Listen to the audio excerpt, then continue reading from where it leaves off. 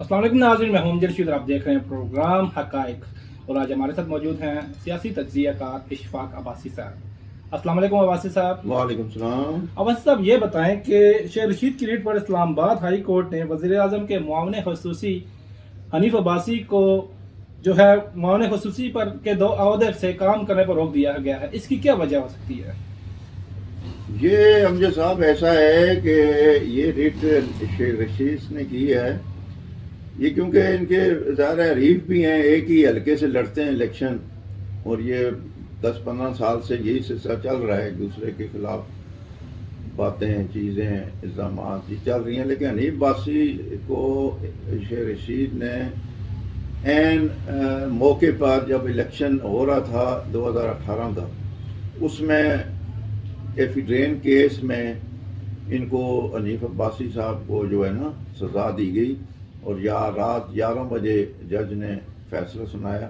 हालांकि ये जो एफिड्रेन केस की तारीख थी ये अगस्त की थी, अगस्त में इसकी तारीख पड़ी थी, लेकिन अचानक जजेस ने तारीख 21 जुलाई या 20 जुलाई की डाल दी कि भाई आप आएँ, और 2-3 दिन के अंदर अंदर, यानी 25 को इलेक्शन होने थे, तो इन्होंने चूँकि इसको फारिग करना था, और ये किसके इशारे पे हो रहा था ये सब जानते हैं। तो ये उस वक़्त लगातार इनकी तारीख पे चली है, 2-3 दिन हायरिंग हुई है, और रात को 11 साढ़े 11 बजे हनीफ अब्बासी को जज ने एफिड्रेन केस में उम्र कैद की सज़ा सुना।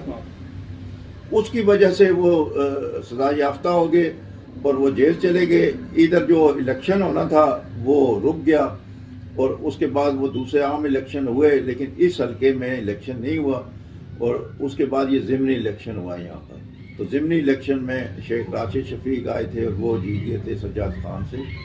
तो ये वो एफिड्रेन केस है जिसमें ये सज़ा याफ्ता हैं। तो कोई भी हमारा जो आइन है वो ये कहता है कि जो सज़ा याफ्ता शख्स है वो किसी अवामी ओहदे पर नहीं आ सकता, वहाँ वो काम नहीं कर सकता, ना वो इलेक्शन लड़ सकता। लिहाजा हनीफ अब्बासी साहब जो हैं वो इस ओहदे के लिए नामुनासिब थे और नाइल थे। लेकिन वज़ीर आज़म शहबाज शरीफ ने, चूँकि इनके साथ बड़ी अच्छी दोस्ती है इनकी और अच्छा इनका आना जाना है, तो इस वजह से इन्होंने, शहबाज शरीफ साहब ने भी ये चीज़ नहीं देखी, ना किसी कानूनदान से पूछा, उन्होंने नोटिफिकेशन जारी कर दिया स्पेशल असिस्टेंट फॉर वज़ीर आज़म, और हनीफ भाई साहब ने फ़ौरन एक्सेप्ट भी कर लिया।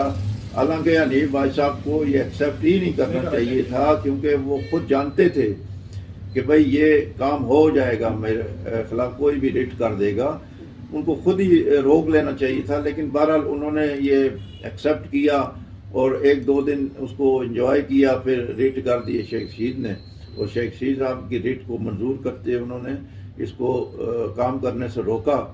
अब हुआ क्यों ये हुआ इसलिए कि जिस दिन हनीफ भाई साहब को स्पेशल असिस्टेंट फॉर वज़ीर आज़म बनाया गया, उसके दूसरे या तीसरे दिन शेख रशीद ने हनीफ भाई साहब से एक प्रेस कॉन्फ्रेंस की, और ये सारा रद्द अमल जो है ना शेख रशीद ना शायद ना करते रिट, लेकिन जब उन्होंने प्रेस कॉन्फ्रेंस की और उसमें उन्होंने जो बातें शेख रशीद को सुनाई, मेरे ख्याल में वो मुनासिब नहीं थी, जिसमें विक का भी जी हाँ,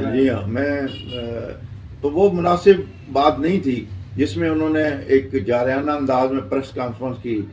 तो मेरा नहीं ख्याल कि हनीफ भाई साहब जो है ना वो इस वक्त में इतनी मैच्योर होने के बावजूद ऐसी बातें करें, और फिर वो उस प्रेस कॉन्फ्रेंस का रद्द अमल था।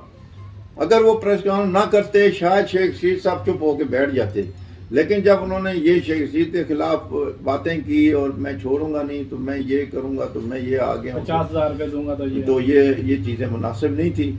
तो इसलिए शेख रशीद साहब ने ये रिट की, और उसके नतीजे में आज हनीफ भाई साहब जो हैं वो ओहदा इस्तेमाल नहीं कर सकते।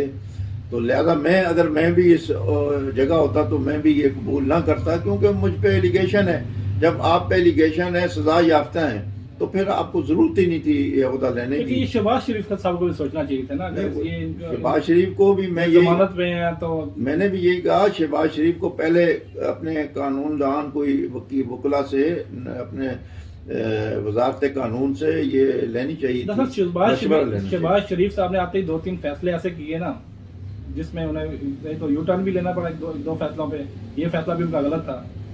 बिल्कुल, ये तो- देखें ना, हमने आइन के तहत, ये मुल्क आइन कानून के तहत चलता है ना, तो वो अगर सजा याफ्ता थे तो फिर उनको जरूरत ही नहीं थी भाई। ये पहली बात उन्होंने बनाना ही नहीं था, अगर बना लिया तो वो बैठ के उनको कह सकते थे तो भाई मेरे साथ ये मसला है, तो कल कुछ भी हो सकता है, लिहाजा मैं वैसे ही ठीक हूँ। अगर वो वैसे भी हैं, अगर नहीं भी हैं, मैंने मामले नहीं भी हैं, फिर भी उनके पास इख्तियारात तो शहबाज शरीफ ने दिए हुए हैं ना, इख्तियारात तो हैं, हुकूमत उनकी है, तो वो तो हो सकता था। लेकिन वो ये लेकर और शेख रशीद के खिलाफ प्रेस कॉन्फ्रेंस जो है वो बहुत बड़ा सवालिया निशान था, और उसकी वजह से ये सारा काम हुआ है, वरना शायद शेख रशीद साहब ये काम ना करते। ठीक है बस, सब बहुत बहुत